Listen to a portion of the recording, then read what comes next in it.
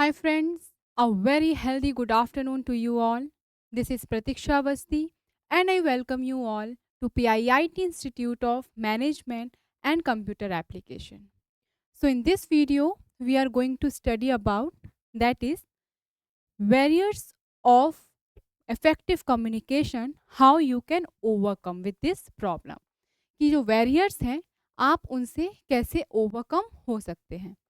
In the last video we have discussed हमने पढ़ा था कि वेरियर्स ऑफ इफेक्टिव कम्युनिकेशन क्या क्या वेरियर्स होते हैं इफेक्टिव कम्युनिकेशन के. सो आई थिंक हमने total 12 warriors of effective communication के बारे में रीड आउट किया था. तो इन दिस वीडियो हम लोग स्टडी करेंगे कि वेरियर्स जो होते हैं, जो प्रॉब्लम्स क्रिएट होती हैं कम्युनिकेशन प्रोसेस के टाइम, उन बैरियर से हम कैसे ओवरकम कर सकते हैं, कैसे उन प्रॉब्लम्स को सॉल्व किया जाता है. क्यों कि एक flow of communication systematic way से चलता रहे. एक प्रोडक्टिविटी जो ऑर्गेनाइजेशन का जो मेन मोटिव होता है प्रॉफिट जनरेट करने का, वो कैसे होगा जब एक स्ट्रक्चर में काम चलेगा, एक प्रॉपरली फंक्शंस होते रहेंगे सारी चीज़ें, तो उसमें कोई भी रुकावटें नहीं आए, कोई भी कॉन्फ्लिक्ट्स ना आए, कोई भी बैरियर्स ना आए. तो उनको कैसे रिसॉल्व किया जाए टाइम टू टाइम, क्यों इन बैरियर से ओवरकम होने के लिए. सो फ्रेंड्स, आज हम इस टॉपिक को डिस्कस करेंगे कि how to overcome with the barriers of business communication. So इससे स्टार्ट करने से पहले अगर आपको याद होगा कि हमने क्या क्या बैरियर्स डिस्कस किए हैं, एक छोटा सा ओवरव्यू लेते हैं. कुछ कुछ barriers like we have discuss about the gender barriers के बारे में हमने डिस्कस किया था कि उनकी थिंकिंग स्किल्स डिफरेंट होती हैं, उनके ओपिनियंस कभी कभी मैच नहीं करते, तो बैरियर्स क्या होते हैं, अराइज हो जाते हैं. लैंग्वेज बैरियर हमने डिस्कस किया था because of different language, different culture, different the way of behave आप कर रहे हैं, उसकी वजह से कुछ बैरियर्स होते हैं, कुछ बैरियर्स अराइज होते हैं, वो हमने डिस्कस किया था. Then we have discuss about the physical barriers, psychological barriers which totally related to the emotions, values आपके लाइफ से related. Then we have discuss about the cultural barriers, like उसमें हमने स्टडी किया था कि different peoples belong to different society, religions and all, तो उनके जो द वे ऑफ बिहेविंग होते हैं, कल्चर्स होते हैं, वो टोटली डिफरेंट होते हैं. उनके सिम्बल्स, जेस्चर्स, ग्रीटिंग्स करने के तरीके डिफरेंट होते हैं. तो उसमें क्या होता है, कभी कभी कुछ बैरियर्स आ जाते हैं. तो इस उन बैरियर्स को कैसे सॉल्व किया जाए, कैसे ओवरकम किया जाए उन सारी प्रॉब्लम से, तो आज हम डिस्कस करेंगे उनकी रेमेडीज़ को कि कैसे हम इस चीज़ से आगे निकल सकते हैं और अपने कम्युनिकेशन को सिस्टमैटिकली फॉलो कर सकते हैं. ओके, सो यहाँ पे हमारे जो कुछ पॉइंट्स हैं, मैंने कुछ पॉइंट्स इंक्लूड किए हैं. एंड ये जो टॉपिक है बहुत ही छोटा होने वाला है, ज़्यादा कुछ नहीं है. एंड इवन मोस्टली ये क्वेश्चंस आते भी हैं. ये जो एग्ज़ाम में अगर आप देखोगे ना, तो अगर नॉर्मल वो पूछ सकते हैं कि राइट दी बैरियर्स, और पूछ सकते हैं कि क्या क्या स्टेप्स आप लेंगे कि आप इनसे ओवरकम हो सके. कुछ कुछ स्टेप्स तो आई थिंक आपको पता ही होगा, अगर मैं इससे पहले डिस्कस ना करूं, जस्ट आपके साथ एक नॉर्मल सा इंटरेक्शन करूं, तो कैसे आप इसको ओवरकम कर सकते हो बैरियर्स को. कैसे कर सकते हो, एक्टिव लिसनिंग के थ्रू कर सकते हो, रीचेक करके कर सकते हो, कंसाइज रख सकते हो अपने मैसेज को, क्लियर रख सकते हो अपने मैसेज को. एक टाइम पे आप एक ही कन्वर्सेशन करेंगे, एक ही टॉपिक पे डिस्कस करेंगे. आप टाइम टू टाइम क्या करेंगे, फीडबैक लेंगे.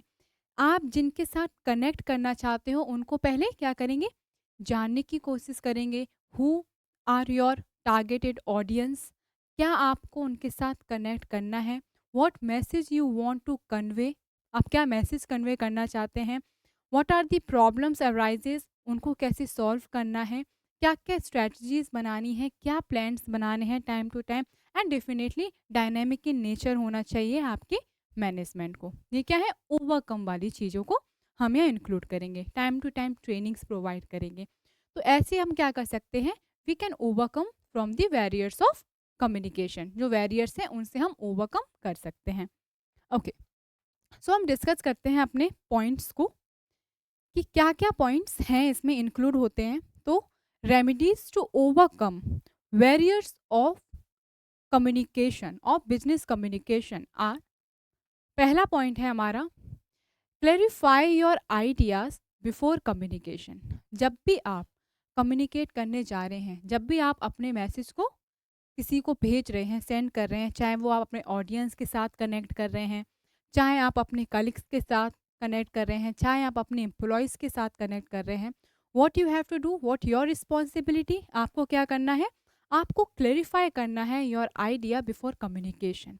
उससे क्या होगा, इफ़ उधर कुछ भी एरर्स होंगे आप उनको फाइंड आउट कर पाओगे, इफ़ अगर कोई कुछ चीज़ें छूट रही हैं आप उसको आइडेंटिफाई कर पाओगे एंड एक मैसेज को प्रॉपरली तैयार कर पाओगे। फॉर एग्जाम्पल, आपने अपने एम्प्लॉयज़ को मैसेज दिया कि tomorrow we have a meeting with X Y Z clients, उनके साथ क्या है, हमारी कल मीटिंग है। आपने ये मैसेज तो दे दिया, बट उसमें आपने टाइम नहीं लिखा और किस किस लेवल के लोग वहाँ पे प्रेजेंट होंगे, क्या आपके मैनेजर्स को ही आना है या सारे टीम मेंबर्स को आना है, वो सारी चीज़ें आपको वहाँ हाईलाइट करनी होगी। अभी देखा जाए ये जो इन्फॉर्मेशन है वो क्या है, इनकम्प्लीट है। आपने बस इतना बोला कि कल हमारी मीटिंग है, किसके साथ है आपने वो बता दिया, बट किस टाइम है, कौन कौन उस मीटिंग में प्रेजेंट होगा, तो ये क्या एक इनकम्प्लीट मैसेज है।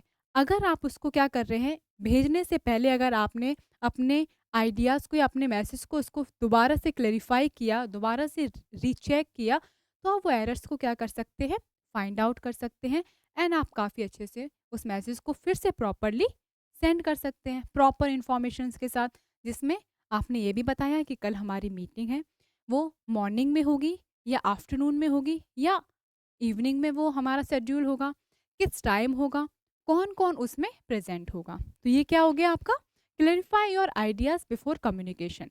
कम्युनिकेशन करने से पहले, इन्फॉर्मेशंस देने से पहले या कुछ भी किसी से कनेक्ट करने से पहले आप अपने मैसेज को, अपने मटेरियल को रीचेक करें। Okay?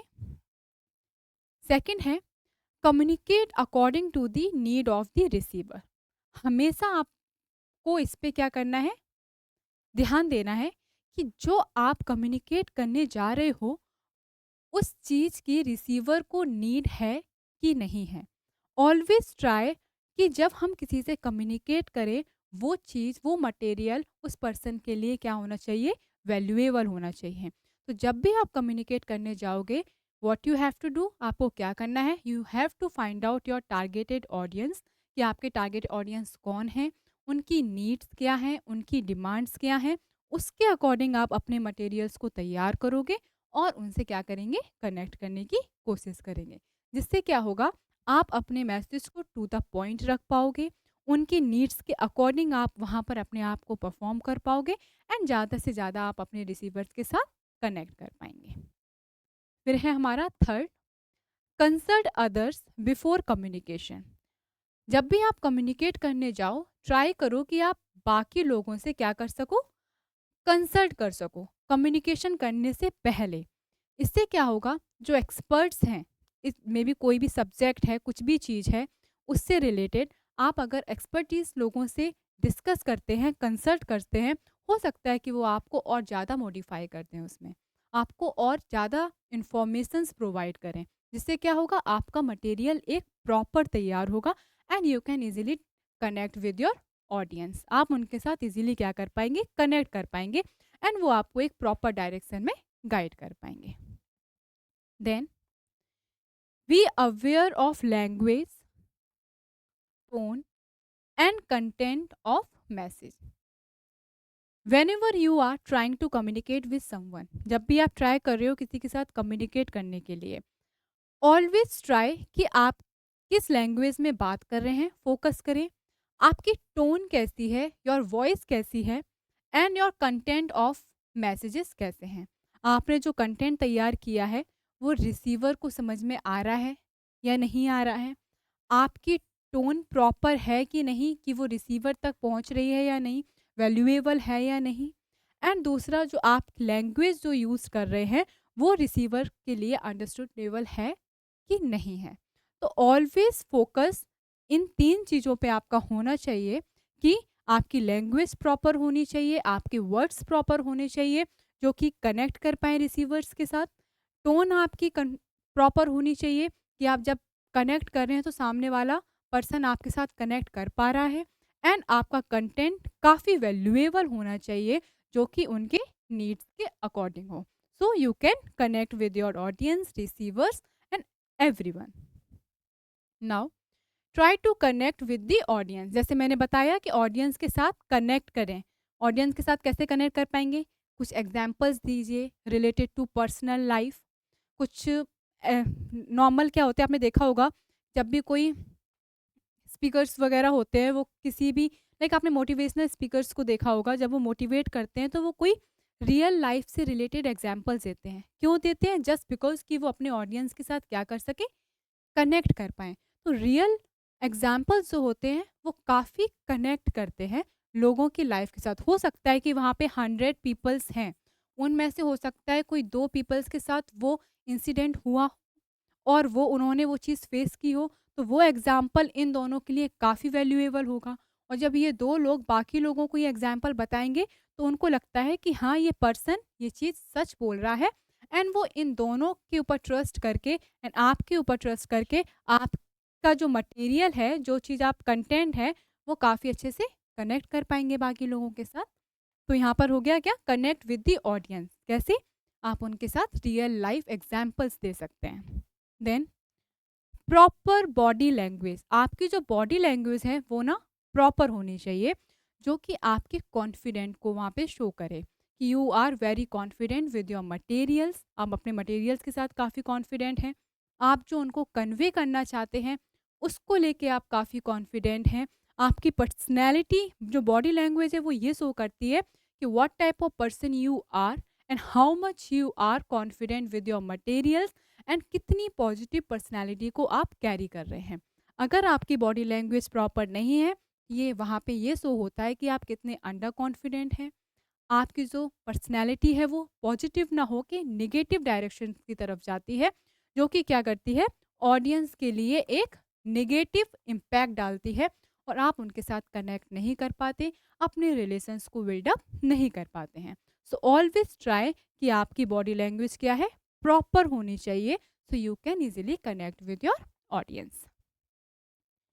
Checking for understanding. Checking for understanding हो जाता है कि आपने स्टार्ट किया कोई भी मैसेज देना या फिर कोई भी आप लेक्चर दे रहे हैं, एनीथिंग. आप क्या कर रहे हैं, आपने स्टार्टिंग की है, उससे आप एंड भी ख़त्म कर दे रहे हैं. जो आपका टॉपिक था आपने स्टार्ट किया, एंड में आपने ख़त्म कर दिया. बीच में आपने अपने ऑडियंस के साथ कोई भी इंटरेक्शन रखा ही नहीं, कोई एक्टिविटीज़ ही नहीं रखी कि आप उनके साथ इंटरेक्ट कर पाए, दोनों पार्टीज क्या कर सके, पार्टिसिपेट कर सके. सो ऑलवेज ट्राई कि चेकिंग फॉर अंडरस्टैंडिंग का ये मतलब होता है कि टाइम टू टाइम आप उनके साथ बात करने की कोशिश करें, कनेक्ट करने की कोशिश करें. कुछ उनको एक्टिविटीज़ दें कि वो पार्टिसिपेट कर पाएँ related to your message, your objective, जो मटेरियल जिस पे आप डिस्कस कर रहे हैं, योर टॉपिक, उससे रिलेटेड आप क्या करें, कुछ एक्टिविटीज़ दे दें. ग्रुप्स में पीपल्स को डिवाइड कर दें, तो क्या वो एक फ़न एक्टिविटी होगी. वो साथ में चीज़ों को देखने के साथ साथ भी वो प्रैक्टिकली भी वर्क कर पाएंगे एंड काफ़ी इंटरेस्टिंग उस एक्टिविटी को आप बना सकते हैं. उससे क्या होगा, वो बोर भी नहीं होंगे एंड आप ये भी चेक कर पाएंगे कि वो चीज़ों को कितना समझ पा रहे हैं. तो आप उनके साथ क्वेश्चंस अराइज कर सकते हैं टाइम टू टाइम. किसी एक टॉपिक पे आपने डिस्कशन ख़त्म किया, आप क्वेश्चंस अराइज कर लें. फिर उसके बाद कुछ उससे रिलेटेड एक्टिविटीज़ दे दें, एक फ़न एक्टिविटी करा लें. इससे क्या होते हैं, लोग काफ़ी अच्छे से इंटरैक्ट कर पाते हैं. इसमें बोथ द पार्टीज इन्वॉल्व होती हैं, सेंडर भी इन्वॉल्व होता है, इवन रिसीवर भी इन्वॉल्व होता है. तो ये जो फिर डिस्कशन जो चल रहा है वो क्या हो जाता है, एक इंटरेस्टिंग, एक हेल्थी एनवायरनमेंट को क्रिएट करता है. फिर है इफेक्टिव क्वेश्चन, जो मैंने आपको बोला ही, एक अंडरस्टैंडिंग को चेक करने के लिए आप इफेक्टिव क्वेश्चंस पूछ सकते हैं, एक्टिविटीज़ दे सकते हैं. काफ़ी बेनिफिशियल होता है एक अंडरस्टैंडिंग बनाने के लिए. Ensure the time of your receiver can understand. ये चीज़ भी आप देखें कि जो आपने टाइम चूज़ किया है लोगों के साथ कनेक्ट करने के लिए, वो रिसीवर के अकॉर्डिंग ठीक है या नहीं है. हो सकता है आपने टाइमिंग क्या किया है, मॉर्निंग का रख दिया है 10 AM. अब हो सकता है कि 10 AM रिसीवर के लिए वो टाइमिंग सूट ही ना करे. हो सकता है कि वो उसका कोई अदर एक्टिविटी का टाइम हो, तो वो आपके साथ कनेक्ट ही नहीं कर पाए. तो जब भी आप उनके साथ कनेक्ट करने जा रहे हैं, हमेशा ट्राई करें आप उनसे पूछें कि ये जो टाइमिंग है वो कनेक्ट हो रहा है कि नहीं हो रहा है। तो it will definitely help you out कि आप कैसे उन लोगों के साथ कनेक्ट कर पा रहे हैं, एंड काफ़ी वो इजीली आपके साथ क्या कर पाएंगे, कनेक्ट कर पाएंगे। सो हमने क्या क्या points we have discuss here? We have discussed about the clarify your ideas before communication.